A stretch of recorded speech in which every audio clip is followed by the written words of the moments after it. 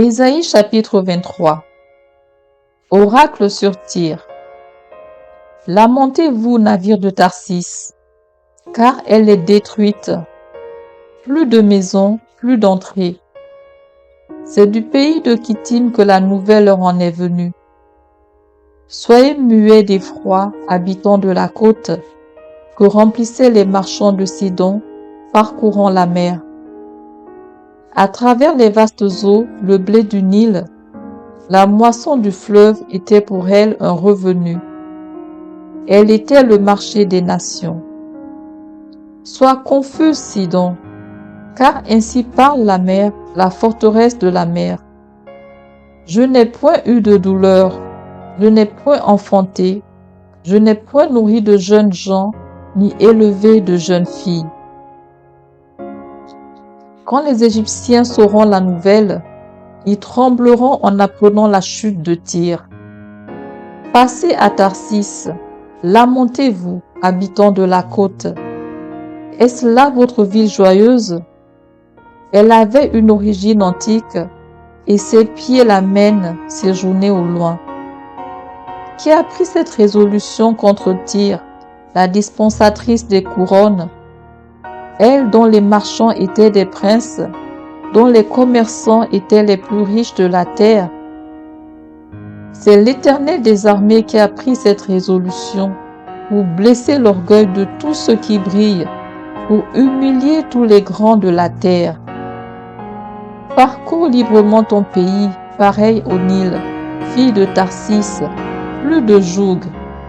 L'Éternel a étendu sa main sur la mer. Il a fait trembler les royaumes.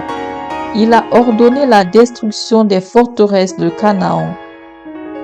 Il a dit, tu ne te livreras plus à la joie, vierge déshonorée, fille de Sidon. Lève-toi, passe au pays de Kittim. Même là, il n'y aura pas de repos pour toi. Vois les Chaldéens qui n'étaient pas un peuple, ces habitants du désert, pour qui l'Assyrien a fondé un pays. Ils élèvent des tours, ils renversent les pays de Tyr, ils les mettent en ruine.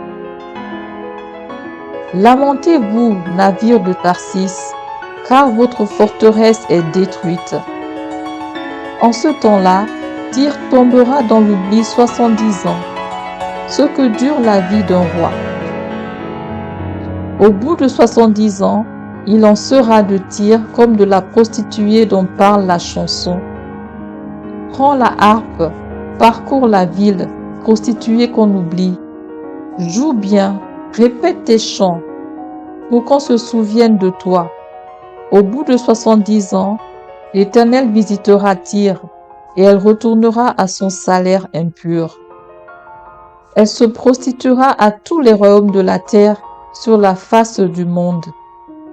Mais son gain et son salaire impur seront consacrés à l'Éternel. Ils ne seront ni entassés ni conservés.